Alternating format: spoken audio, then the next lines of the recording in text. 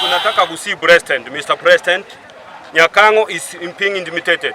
Kwa sababu alikuwa analifeel mambo ya corruption, hilo pesa alikuwa anasema. So kwa sababu Nyakang'o is the only woman who is being appointed to the only Gusii. In Nyamira, we don't have the CS, we don't have any political position. Nyakang'o is the only woman from Nyamira count who has hold that portfolio, and this is a very strong woman. We want the president to protect that office. Please, kindly, President, as you are coming into Gusii, we want to welcome you. You are a good person, you are a good man. You believe on the constitution and the democracy.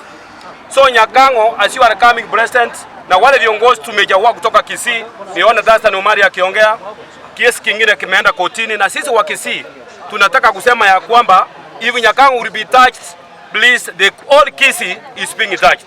We want to request kindly, and those leaders who have not spoken, like the senator of Nyamira, you are on notice because you don't stand divided. You need to come out and protect this only woman who has gone to school, amepewa kazi kwa sababu alienda shule.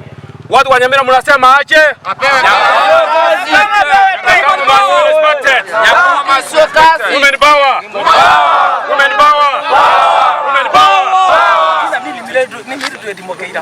Mr.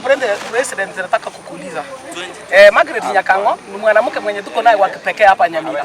Ikiwa mnamuumiza kila mahali, ndio anasimamia Nyamira na Gusii, hatuna mwingine tena, hatuna PS Toyota hapa Gusii. Nataka tuulize kwa nini ninyi mnataka kumnyanyasa? Na kitu kingine, Mr. President, ni kama hamtaki mwanamke aingie kwa jeo yoyote kwa hii Kenya.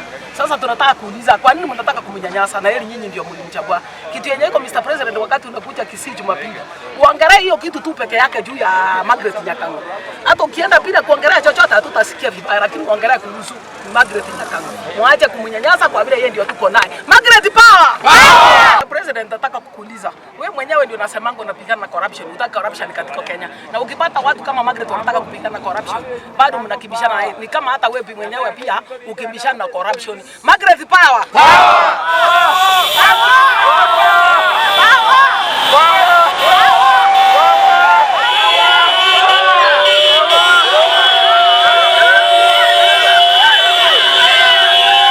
Kwa majina naitwa Kelvin, ni mkaaji wa eneo bunge ya West Mogrango, mahali wakili Steve Mogaka akiwa kama MP wetu. Swali ni moja kwa serikali ya Kenya. Wakati mlikuwa mnamtegua Daktari Margaret Nyakang'o, mlimpeleka katika ACC, mkapeleka DCI, mkamchunguza kama mwanamke aliyetimamu na hana kosa lolote. Sasa hivi baada ya uongozi wa rais mstaafu, mwenda kumpatia visogo vinyasina tamamu zote zile. Naomba Mheshimiwa Rais wetu William Samoei Ruto angalia jambo. Sisi kama Wakisii tunasema na tunasimama kidete tukisema kwa lile lolote ambalo mnaendelea kutufanyia hatuwezi kubali. Akina wakili Steve Mogaka, Osoro, tunasema hebu Dr.Margaret, jaribu angalia unakuja ama unatoka eneo la West Mogrango na mwanamke Margaret Nyakang'o anakuja kutoka eneo la West Mogrango.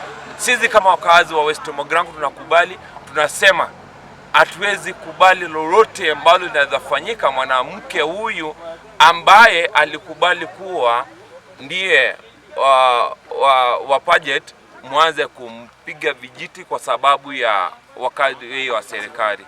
Osoro mko na senator umenyamaza, umenyamaza Mheshimiwa Okongo, umenyamaza hujaongea lolote lile.